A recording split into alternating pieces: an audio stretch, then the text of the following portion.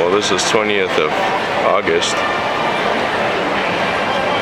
and this is the day of the ceremony. This is the day that I become an American citizen. As you can see, there's a lot of people in here today. They're saying about 3,000 people are swearing in today. Already filled out my forms for voting and the passport. Just gonna swear in, and then I can vote against Meg Whitman. It's a joke.